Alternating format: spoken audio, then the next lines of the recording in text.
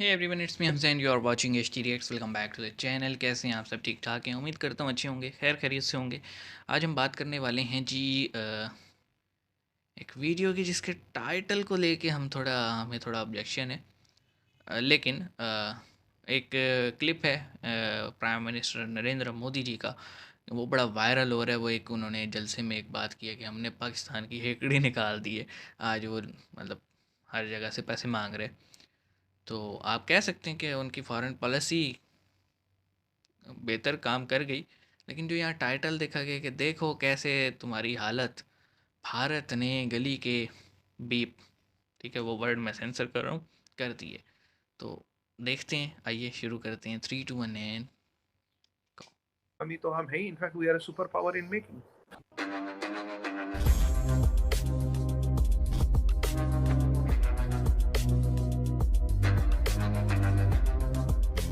नमस्कार दोस्तों। रिसेंटली मोदी जी का देखो एक वीडियो उस वीडियो पाकिस्तान में भर ऐसी में कोई काफी बात नहीं ज्यादा थी जैसा वायरल हो टाइटल रहा दिया है, गया। जिसमें हम देख सकते हैं कि मोदी जी खुलेआम पाकिस्तान की बेइज्जती कर रहे हैं और पूरी दुनिया को बता रहे हैं किस तरह से भारत ने पाकिस्तान को आइसोलेट कर दिया है और अब पाकिस्तान दुनिया भर में घूम घूम कर भीख मांगने पे मजबूर हो गया है। वहीं दोस्तों दूसरी तरफ भारत पूरी दुनिया का आशा का एकमात्र स्रोत बना हुआ है, जहां इकोनॉमिक ग्रोथ काफी तेजी से हो रही है। और दोस्तों अब भारत ने आज ही ग्लोबल साउथ समिट का इनॉग्रेशन किया है, जिसमें भारत अपने साथ 120 इस देशों पे का हमने नेतृत्व वीडियो कर की रहा थी। है और आगे बढ़ने के लिए मदद भी कर रहा है। तो चलिए दोस्तों इसी पर पाकिस्तानी मीडिया का रिएक्शन देखते हैं।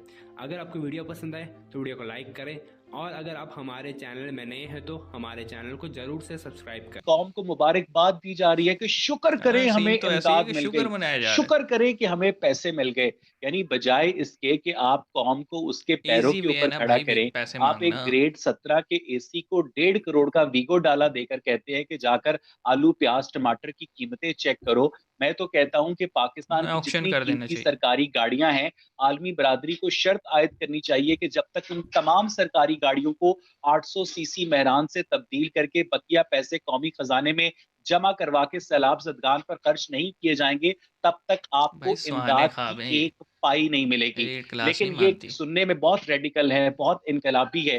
लेकिन आरजू काजमी जब हम इसमें से थोड़ा सा डिग इन करते हैं, तो मैं वो पंजाबी आहो। में कहते हैं कि मज्जा मज्जा दी या भैना होंदिया ने। तो ठीक है, ये जो स्टेट्स होती है ना, ये दूसरी स्टेट्स की भैना होंदिया ने। और इनको एक आम आदमी की सब्जुकेशन से कोई गर्ज नहीं बिल्कुल। होती है, इनको अपने मफादात अजीज होते हैं। इसीलिए जो स्टेट लेवल के ऊपर जो स्टेट क्राफ्ट है ना, ये बेसिकली विच क्राफ्ट है मैकावली की। और इस विच क्राफ्ट को कोई एक मसला आम नहीं है, आदमी की हालत जार से लेना देना ही कोई नहीं है। दिलचस्पी नहीं है। यानी आप अंदाजा लगाएं कि वजीर खारजा बिलावल भुट्टो जरदारी किस तरह से दुनिया में कहते हैं कि जनाब आप लोग इस कैटास्ट्रॉफी के रिस्पॉन्सिबल हैं, आप लोगों की वजह से हमारे पास सैलाब डैम आया। ना भाई इन बनाओ। लोगों ने मना किया था आपको कि आपने सैलाब से बचाव के लिए अपने हिफाजती पुश्ते तामीर ना करें, आप अपना वाटर मैनेजमेंट सिस्टम बेहतर ना करें।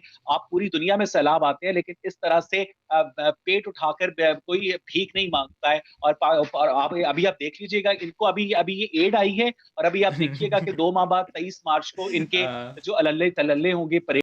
भाई बड़ा जज्बाती हो गया। और देखो यार, टू बी ऑनेस्ट हमारे ना ख्वाब है कि यहाँ पे जो इलीट क्लास का दबदबा है वो कम होगा। आम पाकिस्तानी को सारे हकूक़ मिलेंगे।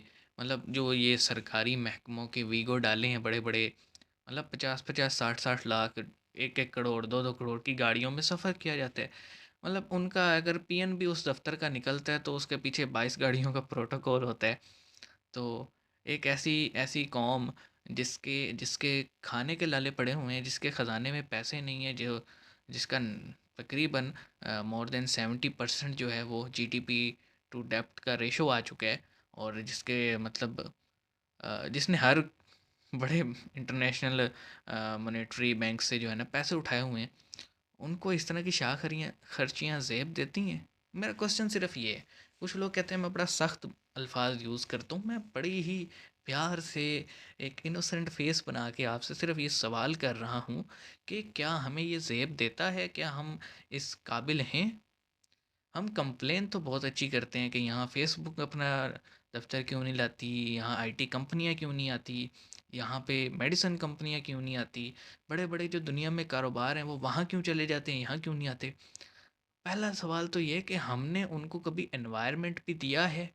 क्या हमने उन्हें कभी कहा भी है जी आप आएँ, हम आपको हर तरह से फैसिलिटेट करेंगे? नहीं करते। हमारा पहला सवाल ये होता है हमें कमीशन कितना दोगे आप यहाँ पे आने का?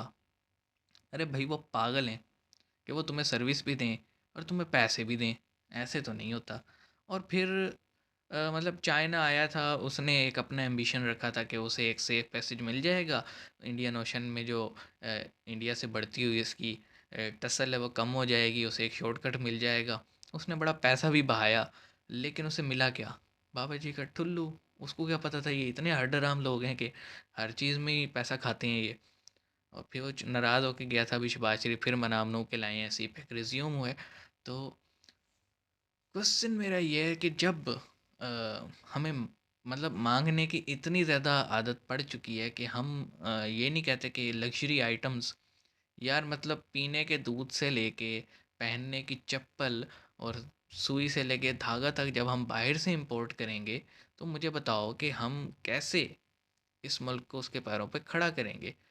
छोटा सी बात है, जब वहाँ पे मेक इन इंडिया इनिशिएटिव से कोविड के दौरान और कोविड के बाद वो अपनी इकॉनमी खड़ी कर सकते हैं, तो हमें क्या मौत है, हम क्यों काम नहीं करते?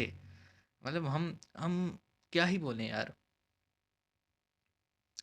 अब कई बार तो हम सोचते हैं कि हम समझा भी क्यों रहे हैं इनको, ये लोग समझते नहीं हैं।